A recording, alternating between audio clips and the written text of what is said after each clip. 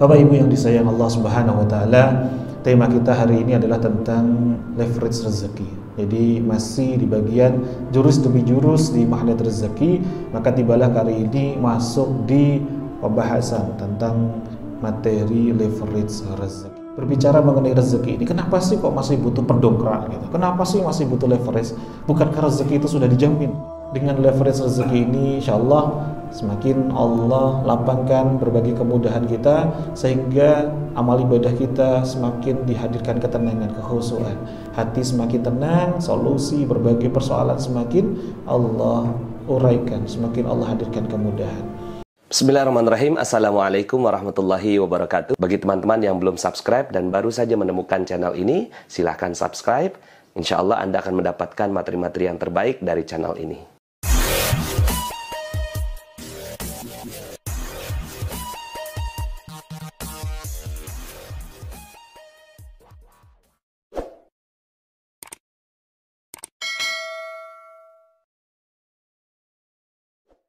Bismillahirrahmanirrahim. Rabbi israh li sadri wa yassir li amri wahlul 'uqdatam min lisani yafqahu qawli. Assalamualaikum warahmatullahi wabarakatuh. Alhamdulillahi rabbil alamin, wassalatu wassalamu ala asrafil anbiya'i wal mursalin sayyidina Muhammadin wa ala alihi wa ashabihi wa man tabi'ahum bi ihsanin ila yaumiddin, amma ba'd. Alhamdulillah, yang saya hormati segenap pengurus Takmir Masjid An-Nur KPP Pratama Surakarta, serta Bapak Ibu jamaah yang hadir, baik yang secara langsung ataupun yang menyimak secara online. Semoga Allah senantiasa limpahkan kepada kita semuanya nikmat sehat, nikmat lapang hati kita, rumah tangga kita semakin harmonis, anak-anak kita semakin salih salihah, semakin dimudahkan, dilancarkan pekerjaan-pekerjaan kita, amaliyah kita, serta kelak bisa husnul khotimah bertetangga dengan Rasulullah SAW. Amin Allahumma amin. Alhamdulillah, hari ini kita terus tiada hentinya masuk di dalam taman-taman surga Allah Subhanahu wa taala. yakni kita hadir di majelis-majelis ilmu. Maka tentu dengan kita terus hadir di majelis ilmu, kita berbaik sangka, kita berprasangka yang baik kepada Allah bahwa hadirnya kita di majelis ilmu ini adalah bagian dari Allah telah tunjuk kita. Allah tuntun langkah kaki kita untuk tetap istiqomah dalam majelis ilmu. Ini adalah tanda nikmat dari Allah Subhanahu wa taala, rahmat Allah yang sangat luar biasa. Dan salah satu wasilah hadirnya berbagai pertolongan, wasilah hadirnya berbagai keajaiban adalah dengan senantiasa lapangnya hati kita yang disertai dengan berprasangka yang baik kepada Allah. Prasangka baik itu bukan sekedar kita menyangka bahwa apa-apa yang Allah hadirkan itu sudah baik, tapi lebih dari itu, bukan hanya menyangka, tapi hingga benar-benar kita merasakan bahwa apa-apa yang telah Allah hadirkan itu adalah yang terbaik untuk kita dari Allah Subhanahu wa taala. Semoga dengan hadirnya prasangka baik kita yang diiringi nanti dengan kita bersama-sama mengucapkan kalimat tahmid, ini menjadi wasilah kita untuk semakin dilimpahkan berbagai nikmat demi nikmat dari Allah Subhanahu wa taala. Monggo sarang-sarang biqaulina alhamdulillahi rabbil alamin. Salawat serta salam senantiasa pula tercurah kepada junjungan kita Nabi besar, Nabi agung, Nabi Muhammad sallallahu alaihi wasallam, sang uswatun hasanah, sayyidil mursalin, yang tentunya sangat kita nanti-nantikan syafaatnya. Tentu senantiasa kita itibai, kita ikuti ajaran-ajaran yang beliau sampaikan, dan semoga sungguh-sungguh kita dapatkan syafaat terbaik dan bisa bertetangga dengan beliau. Amin Allahumma amin, insyaallah. Bapak Ibu yang disayang Allah Subhanahu wa taala, tema kita hari ini adalah tentang leverage rezeki. Jadi masih di bagian jurus demi jurus di magnet rezeki, maka tibalah kali ini masuk di pembahasan tentang materi leverage rezeki. Tapi Bapak Ibu yang disayang Allah Subhanahu wa taala, kalau dari kata leverage itu apa sih Bapak Ibu? Apa sih ada di benak kita pertama kali kalau kita itu mendengar kata leverage kira-kira? Leverage ini pun apa? Dalam dongkrak gitu. Hutang ya? Wah, leverage malah langsungnya ke hutang ya. Leverage itu lebih ke arah dongkrak, pendongkrak gitu. Jadi leverage rezeki itu hal-hal apa sih yang menjadikan pendongkrak kita semakin dilapangkan rezeki kita. Dan ibarat kita ini sudah sekuat luar biasa kayak gini ya, kita sudah dibekali fisik yang luar biasa oleh Allah Subhanahu wa taala. Kira-kira kalau pas ban mobil kita itu kempes di satu jalan, tidak ada bengkel, harus kita itu ganti bannya sendirian. Kira-kira kuat mboten ngangkat mobilnya terus ganti bannya? Kiat mboten? Nggak kuat. Kita butuh sesuatu, butuh tools, butuh alat bantu. Nah, alat bantu inilah, pendongkrak inilah yang disebut dengan namanya leverage. Maka pada kesempatan kali ini kita nanti akan mengupas apa saja yang menjadikan leverage agar pertolongan Allah, berbagai rahmat, berbagai kemudahan ini semakin Allah limpahkan kepada kita. Apa saja yang menjadi leverage gitu ya, Masya Allah. Maka sungguh-sungguh mari kita khusyuk hadir di majelis ilmu ini dengan berdoa bersama-sama. Semoga Allah hadirkan hudannya, rahmatnya, sehingga kita mudah memahami, mudah menyerap ilmunya, dan bisa kita amalkan, bisa membawa keberkahan dalam kehidupan kita sehari-hari. Bismillahirrahmanirrahim. Allahumma inna nas'aluka ilman nafi'an. Ya Allah, hadirkanlah kepada kami ilmu yang bermanfaat ya Rabb, wa rizqan thayyiban, rizki yang bukan hanya luas tapi rizki yang terbaik, rizki yang baik-baik ya Rabb, wa amalan mutaqabbalan, jadikanlah kami hadir di majelis ilmu ini termasuk amal salih yang Engkau terima ya Rabb. Allahumma a'inna ala dzikrika wa syukrika wa husni ibadatik. Ya Allah, tolonglah kami untuk senantiasa terus merasakan kedekatan denganmu ya Rabb. Jadikanlah kami ini mudah berbaik sangka kepadamu ya Rabb, mudah bersyukur atas segala qada-qadarmu ya Rabb, dan izinkanlah kami yang perbaiki amal-amal ibadah kami ya Rabb. Ala kulli niyyah salihah bisiril Fatihah. A'udzubillahi minasyaitonir rajim. Bismillahirrahmanirrahim. Alhamdulillahirabbil alamin. Arrahmanir rahim. Maliki yaumiddin. Iyyaka na'budu wa iyyaka nasta'in. Shiratal mustaqim.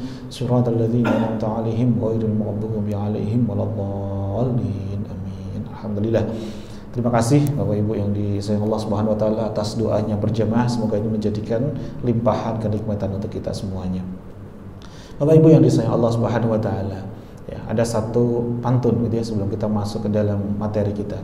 Siang hari memetik melati, ya, harumnya semerbak hingga ke hati. Ya, Bapak Ibu ya, yang rajin istiqomah semangat mengaji, saya doakan semoga Allah limpahkan terkait dengan urusan rezeki. Amin. Allahumma amin. Insyaallah. Alhamdulillah Bapak Ibu yang disayang Allah Subhanahu wa taala, kita mulai masuk di pembahasan tentang leverage rezeki. Nah, berbicara mengenai rezeki ini, kenapa sih kok masih butuh pendongkrak gitu? Kenapa sih masih butuh leverage? Bukankah rezeki itu sudah dijamin gitu? Ya. Betul, rezeki memang sudah dijamin. Akan tetapi biasanya justru dengan kalimat inilah yang menjadikan diri kita tidak semangat. Justru ya kita terlalu santai, terlalu menyepelekan terkait dengan bagaimana agar kita itu bisa menghadirkan ridhonya Allah Subhanahu wa taala. Karena saking terlalu yakinnya dengan ini, kita hanya berdiam diri saja, insya Allah rezeki datang kok gitu ya. Padahal tidak demikian. Justru dengan kita semakin semangat untuk mendekat kepada Allah, itu menjadi wasilah kita semakin dihadirkan berbagai pertolongan Allah. Sampai-sampai dalam Quran surah An-Nur ayat 55, Allah Subhanahu wa taala berfirman, A'udzu billahi minasy syaithanir rajim. Bismillahirrahmanirrahim. Wa'adallahu alladhina amanu minkum wa'amilus salihati la yastakhlifannahum fil ardi kama istakhlafal ladzina min qablihim. Dan Allah telah berjanji kepada orang-orang yang beriman di antara kamu dan yang mengerjakan amal solih bahwa Dia sungguh akan menjadikan mereka berkuasa di muka bumi sebagaimana Dia telah menjadikan orang-orang sebelum mereka berkuasa. Masya Allah. Artinya takaran rezeki kita itu berapa? Justru karena kita itu memang dirahasiakan oleh Allah takaran rezeki kita, maka kita harus semakin semangat untuk menjemput urusan rezeki kita kepada Allah Subhanahu wa taala. Maka dengan leverage rezeki ini, insyaallah semakin Allah lapangkan berbagai kemudahan kita, sehingga amal ibadah kita semakin dihadirkan ketenangan, kekhusyuan. Hati semakin tenang, solusi berbagai persoalan semakin Allah uraikan, semakin Allah hadirkan kemudahan. Karena dalam hidup ini seringkali kita itu merasa, saya nanti baru bahagia, hati itu baru tenang kalau solusi itu sudah datang gitu. Padahal sebaliknya. Bahkan dicontohkan oleh para salafus saleh, dikisahkan bahkan di dalam Al-Quran bahwa jangan menunggu solusi datang baru hati itu tenang, tapi sebaliknya, hadirkanlah hati yang tenang dulu, baru solusi, rezeki, ide, peluang, gagasan itu hadir kepada kita. Jadi justru dimulai dengan menghadirkan hati yang tenang dulu. Jadi jangan menunggu hati yang tenang saat solusi sudah datang, tapi tenangkan hati dulu, maka solusi akan Allah datangkan. Nah, berbicara mengenai leverage rezeki ini, kita awali dulu dengan namanya leverage amal.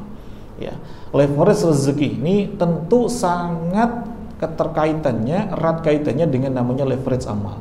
Kalau leverage tadi adalah pendongkrak gitu ya, maka apa itu leverage amal gitu ya? Maka sebelum masuk ke lebih mendalam tentang leverage amal ini, kira-kira Bapak Ibu yang disayang Allah Subhanahu wa taala, mari coba kita refleksi ke dalam diri kita, ke dalam hati kita. Sudah berapa sih usia kita saat ini, masing-masing dalam hati kita? Mungkin ada dalam hatinya, saya 40 sekian, saya 50 sekian, saya baru 38, saya baru 39. Tuh, coba kita renung ke dalam diri, sudah berapa sih usia kita saat ini? Dan dari usia kita saat ini yang sudah ada nih di jiwa kita masing-masing, kita yang tahu ini, banyak mana kira-kira waktu yang berlalu begitu saja antara amal yang baik dan yang belum baik? Kira-kira banyak yang mana Bapak Ibu? Dari usia kita masing-masing. Dari waktu yang sudah pernah kita berlalu itu artinya sudah mulai tadi, itu sudah mulai waktu yang lalu itu. Kemarin, hari kemarin, tahun kemarin itu waktu yang berlalu. Kira-kira dari setiap waktu yang sudah pernah kita lewatin ini, banyak mana antara amal baik sama amal yang belum baik? Kira-kira banyak yang mana Bapak Ibu? Nah, ini kita jawab ke dalam hati kita. Nah, sekiranya kita itu diberikan kesempatan, sisa usia lagi yang sedikit, lalu apa yang akan kita lakukan? Ketika kita tahu, ternyata usia kita itu hanya tinggal sedikit saja, kira-kira apa yang akan kita lakukan? Apakah kita berdiam diri saja, atau sungguh-sungguh kita akan memaksimalkan amal-amal ibadah kita? Kira-kira yang mana Bapak Ibu? Memaksimalkan atau ya udah let it flow aja gitu, hidup mengalir begini aja lah seperti hari-hari biasa gitu? Kira-kira yang mana Bapak Ibu?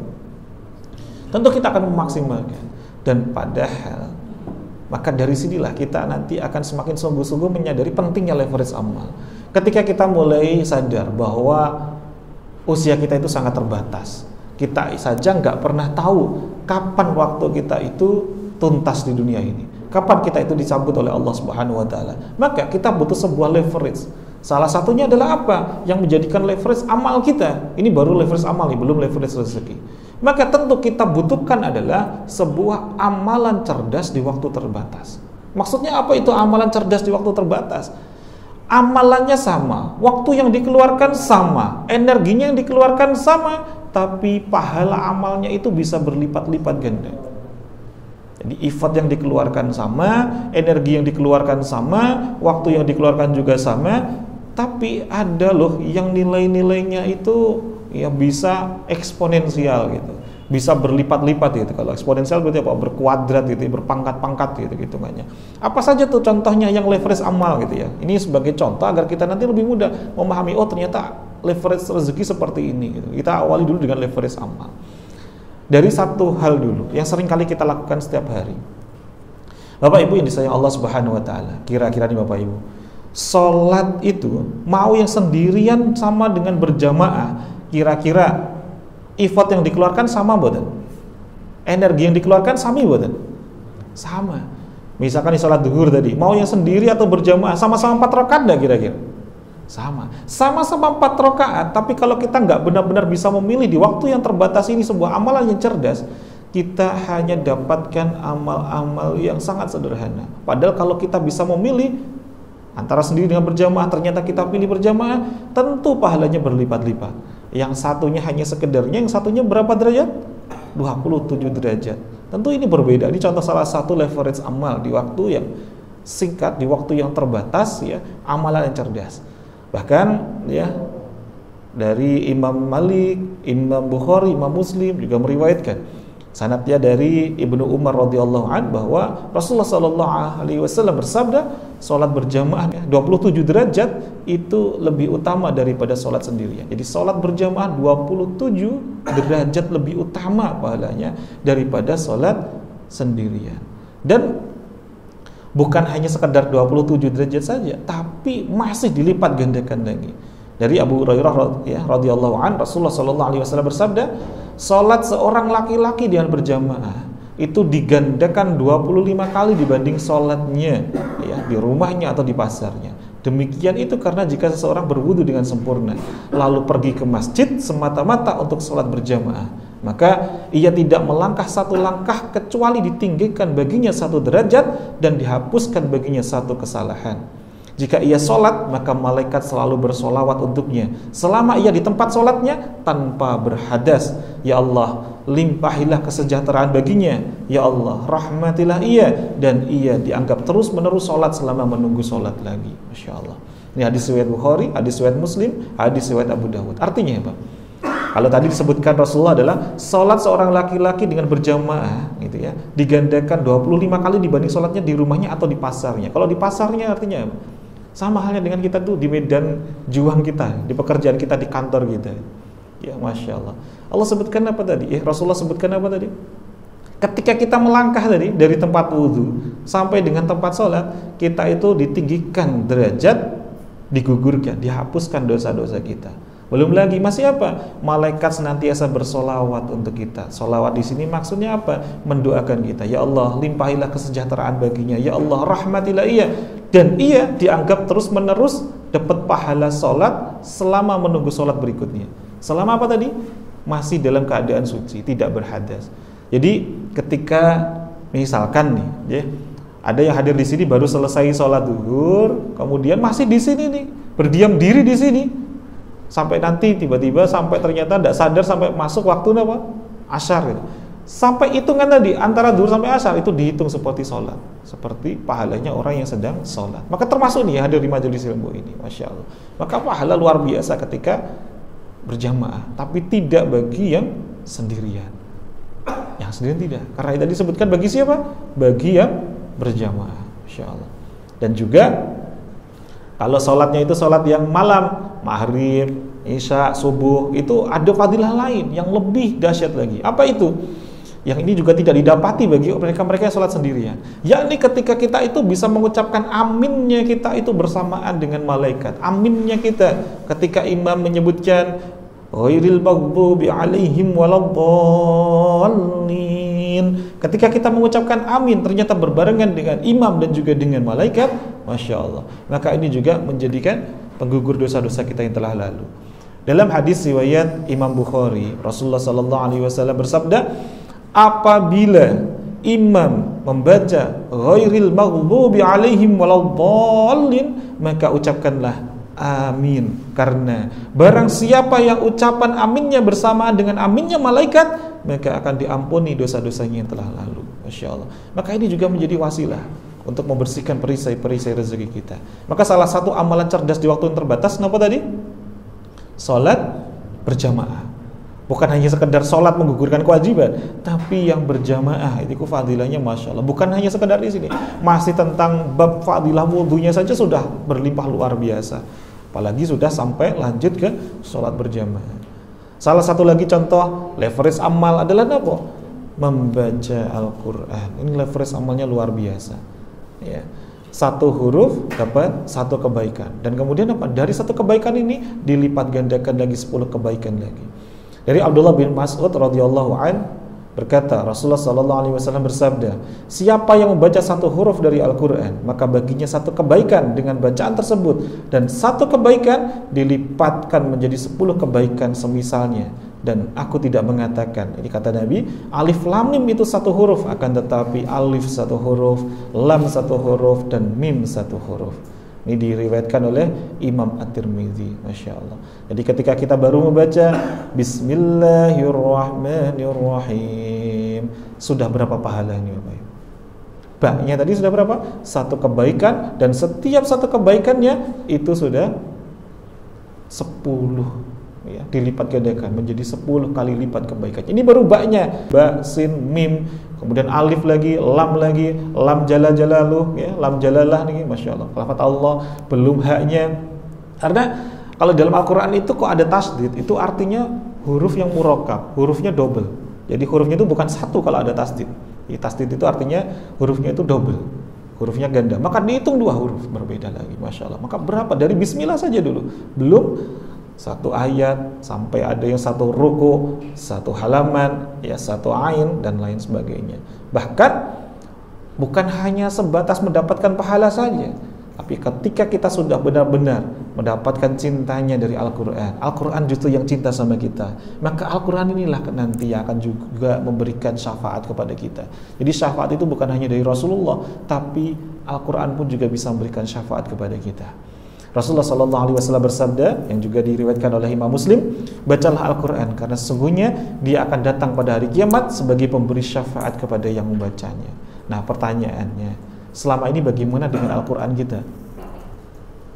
Apakah kitanya yang gak sempat membaca Al-Quran, atau justru bukan itu, tapi Al-Qurannya yang gak mau kita baca? Ini harus kita juga resapi, kita hayati. Jangan-jangan selama ini kok gak ringan banget ya kita mau baca Al-Quran, seakan-akan gak ada waktu. Bukannya ya kita gak membaca Al-Quran itu akan menurunkan derajat ya kefadilahan Al-Quran, tidak. Al-Quran itu nilainya tidak akan pernah turun, malah justru bisa jadi selama ini Al-Qurannya yang tidak mau kita dekati. Maka jangan biarkan Al-Quran yang ada di masing-masing rumah kita hanya sekadar ada di pojokan, hanya ada sekadar di lemari yang kemudian hanya berdebu begitu saja.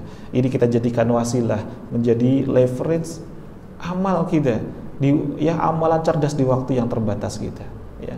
Dan masih banyak lagi ya amalan-amalan leverage yang sangat luar biasa, seperti sedekah, seperti puasa Ayyamul Bait ya. Itu amalan-amalan yang Allah lipat gandakan. Nah, itu tadi gambaran leverage amal. Lalu apa nih contohnya leverage rezeki? Kalau tadi kan leverage amal, maka kali ini kita masuk di leverage rezeki. Nah, sebelum masuk di leverage rezeki, mohon izin saya ingin sedikit bercerita. Ada satu kisah seorang hamba Allah yang sangat luar biasa. Mungkin sebagian ada yang pernah mendengar, ya kita refresh lagi, review lagi, atau mungkin ada yang baru mendengar. Ini seorang hamba yang disebut-sebut oleh Rasulullah SAW penduduk langit. Padahal ini manusia biasa, tidak terkenal, bahkan bukan golongan dari para rasul, bukan golongan dari para anbiya. Tapi Rasulullah sebutkan dia ini adalah para penduduk langit, yang manusia penduduk langit yang seringkali dibangga-banggakan oleh para malaikat. Masya Allah. Siapakah beliau? Beliau ini hidup di masa sahabat dan juga di masa tabi'in. Jadi beliau tuh hidup di masa Rasulullah masih hidup, dan juga hidup di masa setelah Rasulullah wafat, beliau masih hidup di masa sahabat dan di masa tabi'in ya. Ini seorang pemuda yang gak terkenal, tinggalnya itu ada di Yaman. Jadi jaraknya ya gak lumayan dibandingkan dengan Rasulullah yang ada di Madinah. Yaman itu masih selatannya Mekah, sementara ya Madinah itu masih utara Mekah ya, gak dekat, masih kurang lebih ya 1000-an atau 800 sampai 1000-an kilometer jarak Yaman sampai ke Madinah. Nah, beliau itu pernah ingin sekali berjumpa dengan Nabi, tapi belum dikabulkan oleh Allah Subhanahu wa taala. Tapi Nabi sudah bernubuah. Nabi sudah menyampaikan, menyerukan kepada para sahabat. Salah satunya saksi sahabat yang diseru itu adalah sahabat Umar bin Khattab dan juga Ali bin Abi Thalib. Apa pesan dari Rasulullah SAW? Kelak di masa kalian akan ada seorang pemuda bernama Uwais bin Amir dari tanah Qorn. Dari tanah Qorn, Al-Qorni, makanya namanya Uwais Al-Qorni, dari tanah Qorn. Qorn itu salah satu kampung yang ada di Yaman. Dia itu adalah seorang yang sangat cinta sekali dengan ibunya. Dia sangat memuliakan ibunya. Dia pernah sakit, ini yang dinubuatkan oleh Rasulullah SAW. Dia pernah sakit kulit, kemudian dia sembuh darinya, tapi disisakan oleh Allah 1 dinar, 1 logam. Jadi ada di tangan itu ada bekas sisa dari penyakit kulitnya itu seperti uang logam gitu, sebagai bukti nanti. Ya, jadi namanya Uwais bin Amir dari tanah Qoren. Beliau itu sangat sayang dengan ibunya dan ada ciri-cirinya. Apa ciri-cirinya? Beliau pernah sakit kulit, kemudian dia sembuh, terus kemudian tersisa bekas sakitnya itu adalah selingkaran uang logam. Ya. Kemudian kalau kamu berjumpa dengannya, mintakanlah istighfar, mintakanlah ampun kepada Allah karena doanya tak tertolak. Coba bayangin Bapak Ibu. Ini kan di lingkupnya Rasulullah SAW. Ini kan para sahabat-sahabat yang mulia. Bahkan Rasulullah juga sebutkan, termasuk Sayyidina Umar bin Khattab, Ali bin Abi Thalib radhiyallahu an. Beliau ini adalah orang-orang yang sudah dijamin masuk surga. Tapi oleh Rasulullah SAW masih diwasiatkan, kelak di masa kalian akan ada orang ini. Kalau kalian berjumpa dengannya, cari dia sungguh-sungguh dan mintakan ampunan kepada Allah lewat wasilah orang ini, karena doanya orang ini tidak tertolak. Coba bayangin Bapak Ibu. Berarti orang ini mulia enggak kira-kira? Masya Allah. Makanya dicari-cari terus ini, gitu ya. Maka izin kita ceritakan sekilas tentang kisahnya ini. Namanya adalah Uwais Al-Qarni. Beliau tinggal di Yaman. Beliau kesehariannya itu hanyalah seorang yang mengembala unta dan juga ya kambing atau domba itu orang lain. Jadi seperti apa istilahnya? Bukan miliknya sendiri. Jadi cuma jasa untuk mengembala unta dan juga domba. Itu kesehariannya. Hidupnya serba pas-pasan. Beliau itu yatim, tidak punya ayah. Jadi beliau itu hanya merawat ibunya yang sudah usianya lanjut di masa itu, di masa Rasulullah. Dan satu hal amalan rahasianya beliau adalah beliau itu selalu ketika ada hajat dari ibunya, beliau selalu ikhtiarkan untuk dipenuhi. Tidak ada satupun yang tidak diperjuangkan untuk dipenuhi. Apapun kata-kata yang diinginkan oleh ibunya, dia usahakan untuk dipenuhi. Padahal ekonominya hanya serba pas-pasan. Maka suatu ketika ibunya ini tiba-tiba punya firasat, berwasiat kepada anaknya ini. Nah, sepertinya usia ibu sudah tinggal sebentar lagi. Ibu itu pengen kalau kamu nanti bisa antarkan ibu nanti untuk berhaji ke tanah suci. Masya Allah. Pesannya ibunya apa? Diantarkan untuk berhaji ke tanah suci. Padahal beliau nggak punya kendaraan. Kalau punya unta tinggal dinaikinlah unta itu menuju ke Madinah, walaupun harus dengan medan yang sangat luar biasa. Beliau nggak punya untanya, unta saja masih miliknya tetangganya. Itu pun hanya beliau jasanya saja untuk mengembalakannya. Maka karena semangat dan juga cintanya dia kepada ibunya, sementara ibunya itu tidak bisa berjalan, ibunya itu kakinya lumpuh, maka Uwais Al-Qarni punya strategi. Beliau mengumpulkan uang, beliau menabung perlahan-lahan sampai terkumpul. Beliau membeli seekor anak lembu, anak lembu. Jadi masih pedet lah istilahnya kalau sekarang di kita. Jadi yang masih lebih murah harganya.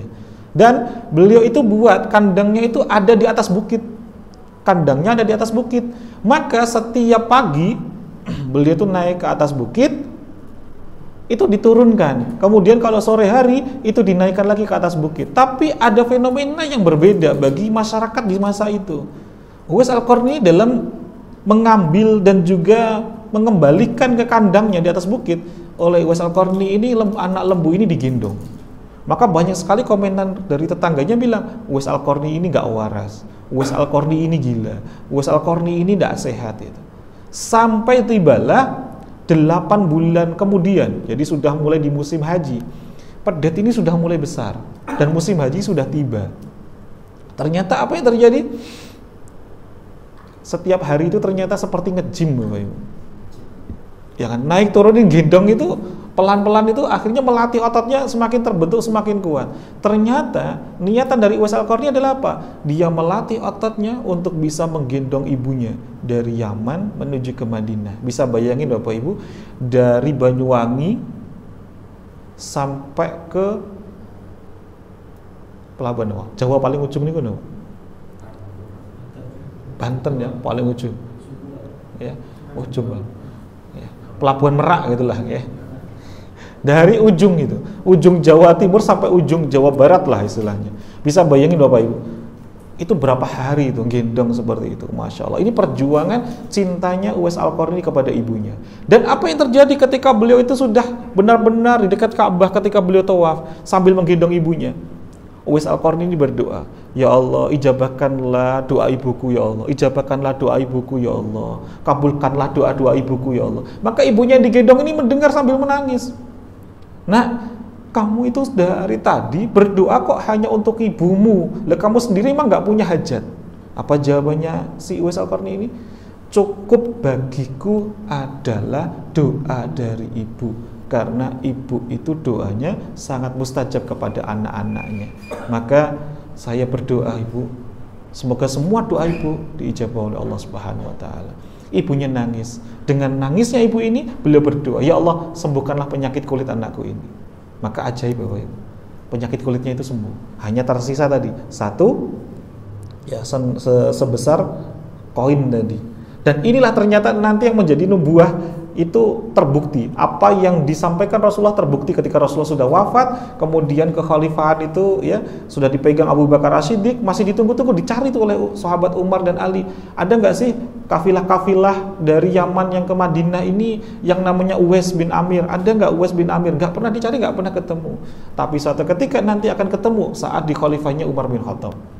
Ya. Singkat cerita ini tadi, cintanya luar biasa kepada ibunya dan kondisi beliau keadaan yatim. Nah, ada cerita riwayat yang kedua, ketika sebelum ibunya itu wafat, Uwais Al-Qarni ini kan masuk Islam itu lewat wasilah tetangga-tetangganya yang beliau itu adalah kafilah dagang yang sampai ke Madinah memeluk Islam. Kemudian ceritalah di kalangan orang-orang Yaman, beliau kemudian mendengar kisah Rasulullah, beliau beriman, kemudian beliau bersyahadat. Nah, ketika Rasulullah Sallallahu Alaihi Wasallam itu baru selesai perang yang kedua, perang apa kira-kira Bapak Ibu masih ingat? Setelah perang Badar, perang apa? Perang Uhud. Itu kan ada kisah yang sangat luar biasa. Rasulullah itu giginya sampai tanggal. Jadi ada giginya Rasulullah itu yang rompal, ada yang patah gitu, ya. Rasulullah itu sempat terluka. Mendengar kisah itu, saking cintanya Uwais Al-Qarni kepada Rasulullah Sallallahu Alaihi Wasallam, dan beliau belum bisa bertemu, beliau ambil batu, beliau pukulkan batu itu ke giginya. Kenapa? Karena beliau ingin merasakan sebagaimana orang yang dikasihinya. Beliau ingin merasakan apa yang dirasakan oleh Rasulullah. Saking cintanya beliau dengan Rasulullah Sallallahu Alaihi Wasallam. Kemudian beliau tuh ingin sekali berjumpa dengan Rasulullah Sallallahu Alaihi Wasallam. Maka beliau izin kepada ibunya. Sementara ibunya ini kan nggak bisa jalan, harus dirawat. Maka beliau itu izin kepada tetangganya menyiapkan bekal untuk ibunya selama nanti perjalanan. Direstui sama ibunya, tapi ibunya berwasiat, nah kalau sudah sampai Madinah, segeralah pulang. Nanti siapa yang akan merawat ibu? Maka Uwais Al-Qarni dengan semangat jalan kaki menuju Madinah. Saat tiba di Madinah nih, masa Rasulullah masih hidup nih. Saat ngetok pintu, sudah berjalan tuh berhari-hari, saat ngetok pintu ternyata pupus semangatnya. Rasulullah Sallallahu Alaihi Wasallam tidak ada di rumah, yang ada hanya di balik ya pintu itu terdengar suara jawaban salam dari Sayyidah Aisyah radhiyallahu anha. Disampaikan bahwa Rasulullah sedang berperang. Kalau di medan perang itu tidak bisa disebutkan prediksi nanti kira-kira pulang selesai perang jam berapa, tanggal berapa, hari apa, nggak bisa. Perang itu bisa panjang, bisa sebentar, tidak ada diketahui. Dan sementara Uwais Al-Qarni ini, kalau nanti saya nunggu di Madinah, ibu terus berwasiat kalau sudah sampai Madinah cepat-cepat pulang. Maka beliau dengan menangis, beliau tidak bisa berjumpa dengan Rasulullah, beliau jalan kaki pulang lagi demi bakti kepada siapa? Ibunya. Tapi ketika Rasulullah selesai dari pulang perang, kemudian disampaikan oleh Sayyidah Aisyah radhiyallahu anha bahwa tadi ada seorang pemuda dari Yaman jalan kaki, belum pernah dijumpai oleh Sayyidah Aisyah. Kemudian Rasulullah langsung beliau faham, ketahuilah itu adalah manusia yang sangat mulia, itu manusia penduduk langit, sering disebut-sebut oleh para malaikat. Masya Allah. Maka Rasulullah disinilah dalam riwayat ini beliau memanggil sahabat-sahabat, kalau nanti di masa kalian ada seorang kafilah dari Yaman dan salah satunya ada yang bernama Uwais bin Amir dari tanah Qoran tadi, wasiat ini disebutkan. Maka sampai detik mulai dari itu dan seterusnya, sahabat Umar bin Khattab dan Ali bin Abi Thalib mencari terus. Setiap kali ada kafilah dagang dari Yaman ditanya, ada nggak yang namanya Uwais bin Amir? Ada nggak yang namanya Uwais bin Amir dari Qoran? Dan nggak pernah ada jawaban. Tapi ketika selesai Rasulullah wafat, kemudian Abu Bakar As-Siddiq menjadi khalifah, kemudian digantikan oleh Umar bin Khattab, barulah di batas kota itu, kalau di kita nyebutnya apa? Telik sandi gitu ya. Ada mata-mata spionase mengabarkan kepada khalifah, ya khalifah, ada orang yang selama ini sering kali engkau tanyakan ya khalifah.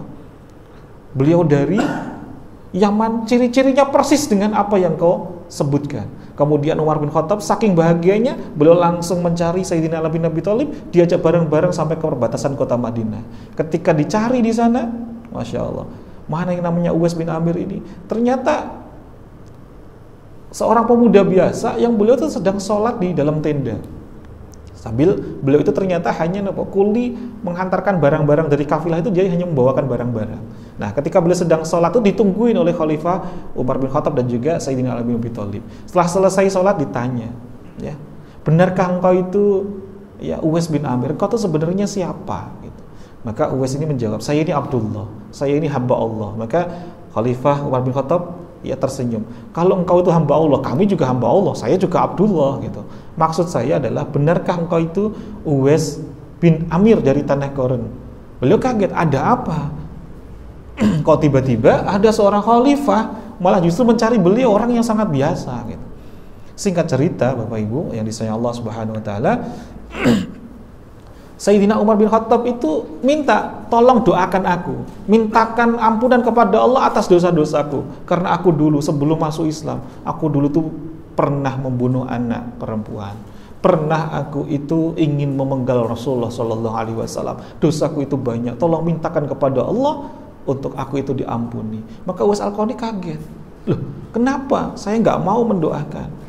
Bahkan ini seorang khalifah, seorang sahabat, bahkan dijamin masuk surga, kok malah minta didoakan? Kemudian Umar bin Khattab dan Sayyidina Ali bin Abi Thalib membacakan hadis tadi, bahwa Rasulullah pernah bersabda bahwa akan datang nanti seorang pemuda bernama Uwais bin Amir dari Tanah Qoren. Beliau dari Yaman, beliau sangat cinta dengan ibunya. Kemudian beliau itu pernah sakit kulit, kemudian sembuh darinya, tersisa sebesar 1 dinar gitu ya, Masya Allah.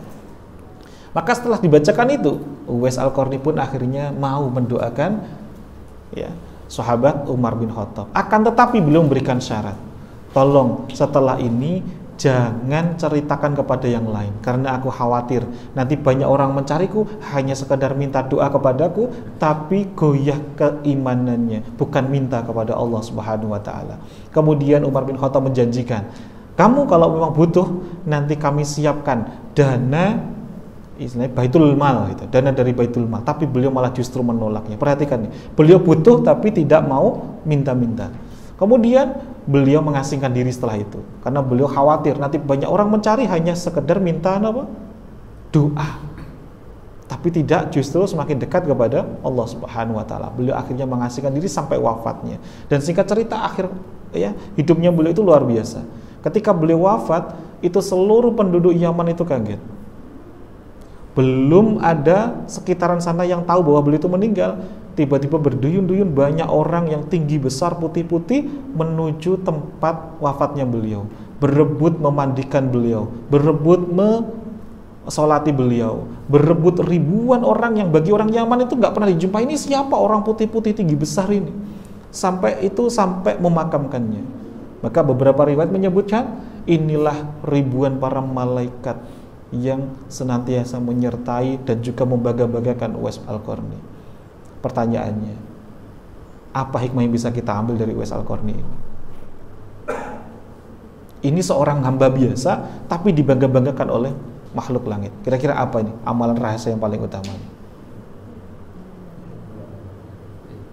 Masya Allah. Maka inilah leverage rezeki kita. Kalau kemarin kita belajar tentang merawat terumbu karang, itu adalah Allah itu akan semakin melancarkan rezeki kita ketika kita memuliakan bahagiakan orang lain. Maka di leverage amal ini berbeda. Leverage amal ini lebih dahsyat daripada itu. Apa itu? Yakni ketika kita itu bisa memuliakan, membahagiakan hamba-hamba Allah yang dimuliakan oleh Allah Subhanahu wa taala. Seperti Uwais Al-Qarni ini. Kalau kita bisa memuliakannya, ini menjadi leverage percepatan kita, pendongkrak kita, semakin dipercepat Allah bersihkan perisai rezeki kita, dosa-dosa kita. Dipercepat kita mengalami detox rezeki kita, dicucinya kita dari dosa-dosa kita. Maka hikmahnya di sini adalah ada 4 titik Bapak Ibu. Ada 4 titik dari kisahnya Uwais Al-Qarni yang bisa kita ambil hikmah. Apa itu? Yang pertama, perhatikan tadi. Beliau itu cinta kepada siapa? Ibunya. Maka salah satu yang menjadi wasilah leverage rezeki kita itu siapa? Ibu kita. Ibu kita, bukan yang lain. Karena ridhonya Allah ada di ridhonya siapa? Ya. Salah satu leverage rezeki kita yang paling utama adalah muliakan, bahagiakan ibu kita. Sebagaimana Uwais Al-Qarni sangat sungguh-sungguh beliau memuliakan dan bahagiakan ibunya. Kalau coba ditanya, kenapa Uwais Al-Qarni, engkau itu ditunggu-tunggu sejak zaman Nabi sampai dengan Khalifah Umar baru ketemu, baru beliau datang ke Madinah. Kenapa kira-kira? Padahal dari dulu pengen beliau ke Madinah. Jawabannya cuma satu, karena ibu saya masih ada, saya menjaga ibu saya. Baru setelah ibu saya wafat, meninggal, baru saya bisa ikut kafilah dagang, saya berangkat menuju Madinah. Ini coba betapa beliau sangat memuliakan ibunya. Nah, selama ini kalau kita ingin mencari leverage rezeki kita, yang pertama kita cari siapa? Ibu kita. Yang kedua, perhatikan tadi kisahnya Uwais Al-Qarni. Betapa beliau sangat cinta dengan Rasulullah SAW. Apa buktinya? Salah satunya tadi, ketika beliau mendapat kabar tentang dukanya Rasulullah SAW dalam perang Uhud, giginya Rasulullah ada yang patah, beliau melakukan apa? Ngambil batu, beliau pukulkan itu ke giginya dia. Dia ingin merasakan apa yang dirasakan oleh Rasulullah SAW. Bahkan beliau rela berjalan kaki dari Yaman sampai ke Madinah hanya sekedar ingin berjumpa dengan Rasulullah SAW. Cinta nggak ini beliau dengan Rasulullah? Nah, maka kita pun juga bisa menjadikan leverage rezeki kita yang kedua adalah cintailah pewaris ilmu para nabi. Siapa itu Bapak Ibu? Ulama. Jadi yang kedua setelah ibu kita siapa? Guru-guru kita, para ulama. Bahkan Rasulullah pernah bersabda, hendaklah kamu memuliakan ulama, karena ulama adalah pewaris para nabi. Barang siapa yang memuliakan mereka, berarti memuliakan Allah dan Rasulnya. Ini leverage yang kedua. Apa yang ketiga? Tadi di awal cerita kisahnya Uwais Al-Qarni, ya, kita sudah bahas bahwa Uwais Al-Qarni tadi kok adaannya gimana? Punya ibu tapi nggak punya ayah. Jadi muliakanlah anak-anak yatim. Ini leverage rezeki kita. Jadi yang pertama ibu kita, yang kedua para ulama, pewaris para nabi, yang ketiga siapa Bapak Ibu? Anak-anak yatim. Siapa yang memuliakan anak yatim, ya, kata Nabi SAW, kedudukannya denganku di surga itu seperti dua jari yang berdekatan antara telunjuk dengan jari tengah. Masya Allah. Dan Rasulullah pun juga yatim. Masya Allah. Maka memuliakan anak yatim ini juga wasilah kita untuk semakin dihadirkan pendongkrak, ya, leverage rezeki kita. Dan yang keempat Bapak Ibu, yang terakhir ini, apa itu yang keempat? Kalau yang pertama ternyata ibu kita, yang kedua ternyata adalah kita mencintai para pewaris ilmu para nabi, yakni para ulama, para guru-guru kita. Yang ketiga adalah anak yatim. Siapa yang keempat? Sebagaimana kisahnya Uwais Al-Qarni tadi, beliau butuh, tapi ketika mau dibantu, dia tidak mau minta-minta. Jadi yang keempat ini adalah orang-orang yang gak mudah untuk kita cari. Siapa? Orang yang sejatinya dia butuh, tapi beliau tetap mulia karena beliau tidak mau minta-minta. Ada gak orang seperti ini Bapak Ibu? Ada bukan? Ada, tapi langka saat ini kita cari. Nah, kalau kita berjumpa dengan orang ini, muliakan dia, maka kita pun akan semakin dimuliakan oleh Allah Subhanahu wa taala. Orangnya butuh, tapi mau kita tolong, dia nggak mau untuk kita tolong. Maka doakan dia, muliakan dia kalau kita menjumpainya. Kalau ketemu dengan orang ini nggak mudah kita bisa memuliakannya, karena mau dimuliakan bagaimanapun dia malah justru lebih tawadhu kepada kita, malah justru pengennya nolong kita, padahal dia lebih butuh dibanding kita, dia malah justru mengutamakan kita. Jadi orangnya butuh, tapi justru tidak minta-minta. Ini derajatnya ulwi. Dia nggak mau tangannya di bawah. Contohnya apa? Ketika dia itu dikasih hadiah, dia nggak mau sekedar tangan di bawah menerima begitu saja. Minimal dia punya prinsip. Ketika dia dapatkan sesuatu dari orang lain, dia akan alirkan kebaikan itu kepada orang lain, atau sebisa mungkin bisa membalas kebaikan kepada orang yang memberikannya. Ada nggak kira-kira Bapak Ibu orang-orang seperti ini? Ada. Maka kita cari 4 orang ini. Inilah 4 golongan yang menjadikan leverage rezeki kita. Jadi apa itu leverage rezeki, ya, dan bagaimana caranya? Maka leverage rezeki kita itu benar-benar akan terjadi manakala kita memuliakan manusia yang dimuliakan oleh Allah Subhanahu wa taala. Siapa saja tadi Bapak Ibu? Ibu kita. Yang kedua, ulama. Yang ketiga, anak yatim.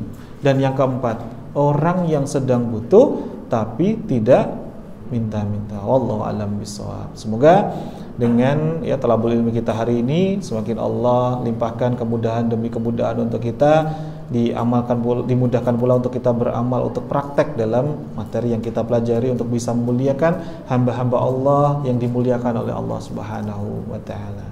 Alhamdulillahirabbil alamin. Kita berdoa bersama-sama, semoga Allah ya limpahkan kepada kita semuanya berbagai kenikmatan, kemudahan, kelancaran, solusi, jalan keluar dari setiap persoalan yang sedang kita hadapi. Saya doakan mungkin ada yang saat ini hadir belum memiliki keturunan, semoga Allah hadirkan keturunan terbaik. Mungkin ada pula yang hadir di sini ada yang kurang sehat, semoga Allah hadirkan kesembuhan. Mungkin ada yang hadir, mungkin ada yang pasangannya saat ini sedang hamil, ya maka jagalah janinnya, mudahkanlah sampai dengan persalinan. Mungkin ada yang hadir saat ini memiliki persoalan, hubungan yang belum baik dengan orang-orang di sekitarnya, semoga Allah sang pemilik hati melembutkan hati masing-masing dari mereka. Allahumma salli ala Sayyidina Muhammad wa ala ali Sayyidina Muhammad walhamdulillahi rabbil alamin. Hamdan syakirin, hamdan yuafi ni'amahu wa yukafi'u mazidah. Ya Rabbana kama yanbaghi li jalali wajhikal karim wa 'azimi sultanik. Allahumma lakal hamdu wa likal mustaka wa antal musta'an wa la hawla wa la quwwata illa billahil aliyyil azim.